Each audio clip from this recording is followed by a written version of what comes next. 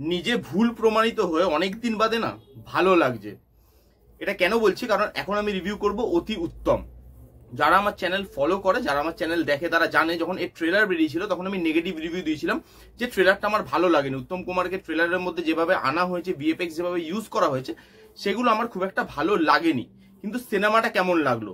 সিনেমাটা আউটস্ট্যান্ডিং হয়েছে, ফ্যামিলি নিয়ে দেখার মতো একটা সিনেমা হয়েছে। এবং আমি সিরিয়াসলি ভুল ভাবছিলাম এই সিনেমাটাকে নিয়ে, আর আমার মতো যারা ট্রেলার দেখে এই সিনেমাটা বিচার করছেন তারাও কিন্তু ভুল করছেন। ট্রেলার দেখে সিনেমাটা বিচার করলে হবে না, হলে গিয়ে সিনেমাটা দেখুন, তাহলে আপনি বুঝতে পারবেন যে এই সিনেমাটা কত ভালো সিনেমা হয়েছে বাংলা ইন্ডাস্ট্রির বাজেটের মধ্যে। এই কথাটা কিন্তু মাথায় রাখতে হবে। এবার রিভিউতে আসি। এই মুভিটা ডাইরেক্ট করছে সৃজিত মুখার্জি, প্রচুর হাইপড মুভি। এই মুভিতে অ্যাক্টিং করছে গৌরব, মহানায়ক উত্তম কুমার, আমাদের অনিন্দ, রশনি এবং আরো অনেকে। এবার যদি এই মুভিটার পজিটিভ দিক নেগেটিভ দিক নিয়ে কথা বলি, তার আগে যদি গল্পটা বলি, দেখুন ওয়ান লাইনার গল্পটা বললে না অনেক কিছু রিভিল হয়ে যাবে, তাই জন্য গল্পটা আমি বলতে চাইছি না। এখানে জাস্ট আপনি এটুকু জেনে নিন গল্পটার মধ্যে যে আমাদের বাংলা ইন্ডাস্ট্রির সব থেকে বড় রোমান্টিক হিরোকে আবার আপনি অন স্ক্রিন প্রেম করতে দেখবেন এবং সেই নস্টালজিয়া ফিলটা আপনি পাবেন। এবং সেটা কিভাবে, সেটা সৃজিত মুখার্জি কিভাবে দেখিয়েছে সেটা আপনি হলে যান, আপনি হলে গেলে বুঝতে পারবেন। গল্পটা আমি এই রিভিউতে রিভিল করছি না।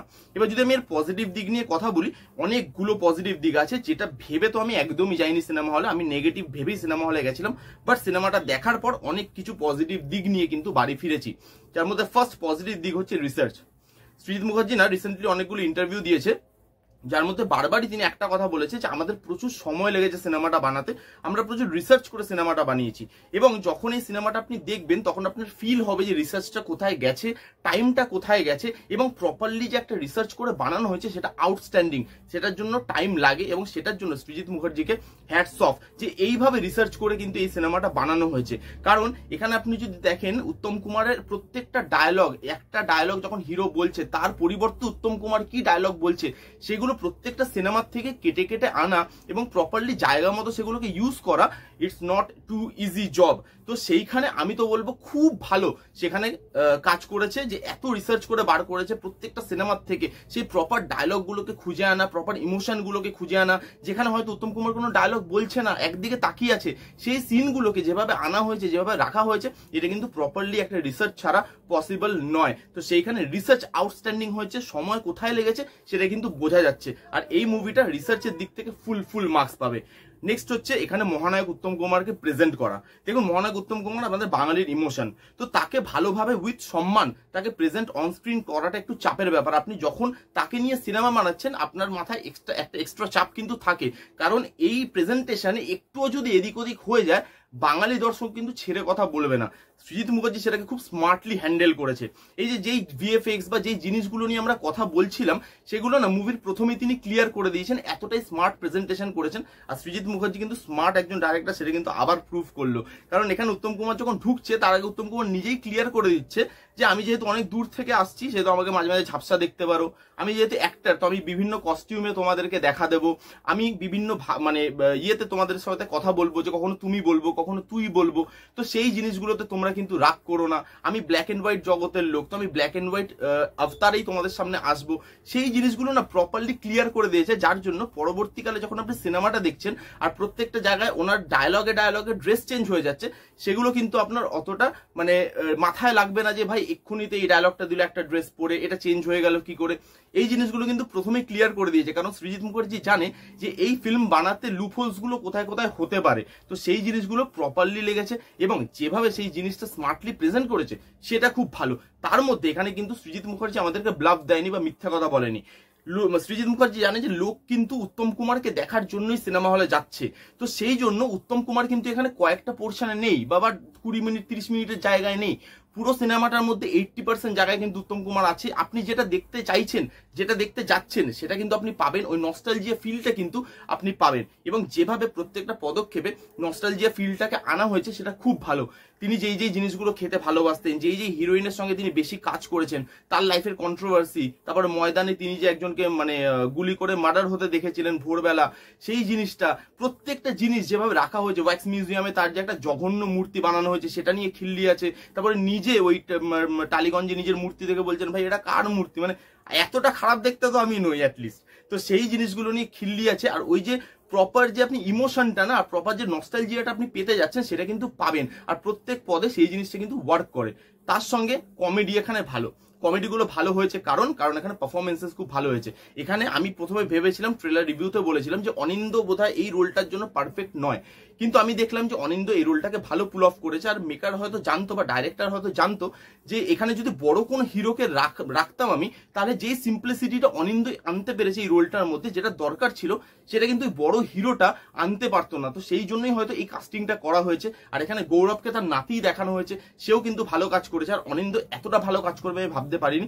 সে কিন্তু কমেডি জায়গাগুলো ভালো পুল অফ করেছে এবং তার performance through out the cinema খুব ভালো। তার সঙ্গে সুভাষিস স্যার, লাবণী ম্যাম, প্রত্যেকের পারফরমেন্স এখানে ভালো, প্রত্যেকে কিন্তু এখানে ভালো করার চেষ্টা করেছে। আর আরেকটা যেটা এই সিনেমার পজিটিভ দিক, সেটা হচ্ছে এই সিনেমার বিজিএম।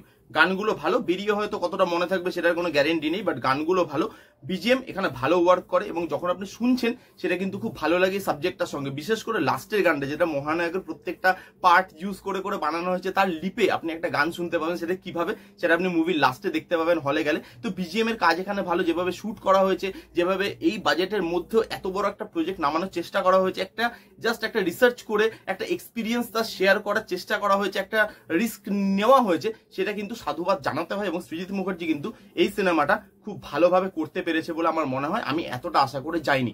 এবার যদি আমি নেগেটিভ দিকে কথা বলি, এই সিনেমাটা 2 ঘন্টা 15 থেকে 17 মিনিটের ডিউরেশনের একটা মুভি। এই মুভিটা আরেকটু ছোট করা যেত, ক্লাইম্যাক্সের দিকে, লাস্টের দিকে বা সেকেন্ড হাফে আপনি বলতে পারেন একটু মুভিটা ড্র্যাগ করছিল। মনে হচ্ছিল যে একটু যদি মুভিটা ট্রিম করা যেত, আরেকটু কয়েকটা সিন যদি কাটা যেত বা একটু ফাস্ট পেস বার করা যেত, তাহলে আমার মুভিটা আরো বেশি জমতো, আরো বেশি গ্রিপিং হতো। বাট আমি বলবো ওয়ার্থ টু ওয়াচ, এবং যেভাবে মুভিটাকে বানানো হয়েছে সেটা কিন্তু খুব ভালো। হ্যাঁ, মুভিটা একটু বড় হয়ে গেছে, আর একটু অবশ্যই ছোট করা যেত। আর একটা যেটা আমার নেগেটিভ পয়েন্ট লেগেছে, সেটা হচ্ছে এখানে যে হিরোইন আছে রশনি, তার পারফরমেন্স আমার ভালো লাগেনি। সে অনেক জায়গায় ওভার অ্যাক্টিং করেছে, তার পারফরমেন্স অনেক জায়গায় ওভার দ্য টপ গেছে, যেগুলো দেখতে ভালো লাগছিল না, কারণ বাকিদের পারফরমেন্স সেই তুলনায় খুবই ভালো করেছে এবং তারা চেষ্টা করেছে। বাট রশনির পারফরমেন্স এখানে আমার ভালো লাগেনি। তো আমার মনে হয় যে রশনি মুভিটা করার আগে উত্তম কুমারের একটা ডায়লগ শুনে আসা উচিত ছিল। নায়ক সিনেমাতে একটা জায়গায় উত্তম কুমার বলবে যে ক্যামেরার সামনে অতি অভিনয় চলে না, একটু বাড়িয়েছো কি 10 গুণ বেড়ে যাবে। ওই ডায়লগটা রশনি মনে শুনে এই সিনেমাটা শুট করতে আসেনি। যদি আসতো তার পারফরমেন্সও বাকিদের মতো ভালো হতো। আর একটা হচ্ছে এখানে কিছু অ্যাডাল্ট সিন আছে, মানে অ্যাডাল্ট সিন বলতে কতগুলো স্ল্যাংস আছে যেগুলো না থাকলেও এই সিনেমাতে কোনো মানে ফারাক পড়তো না, কোনো পার্থক্য আসতো না। এবং লাস্টে একটা স্মুচের সিন আছে, যেটা না দিলেও এই সিনেমাতে কিছু আসতে যেত না। তো এই দুটো অ্যাডাল্ট সিন আছে যেগুলোর জন্য হয়তো অনেকে ফ্যামিলি নিয়ে দেখতে যেতে এটা একটু আটকাবে। তো ওই দুটো সিন বাদও দেওয়া যেত। বাদ বাকি যদি আপনারা এইটুকু অ্যাডাল্ট্রি ম্যানেজ করে নিতে পারেন, তাহলে অবশ্যই যারা যারা উত্তম কুমারকে ভালোবাসে, আপনার ফ্যামিলিতে যদি এরকম কোনো লোক থাকে অবশ্যই যান। এবং এইখানে যে দুটো যুগের একটা পার্থক্য দেখিয়েছে না, সেটাও না খুব ভালো। যে যুগ তো পাল্টেছে, যে উত্তম কুমারের যুগ একটা আলাদা ছিল, এখনকার যুগ একটা আলাদা। বাট যুগ যতই পাল্টাক, টাইম যতই বেড়ে যাক, ভালোবাসার যে সংজ্ঞা, ভালোবাসার যে ডেফিনেশন, সেটা কিন্তু এখনো একই আছে।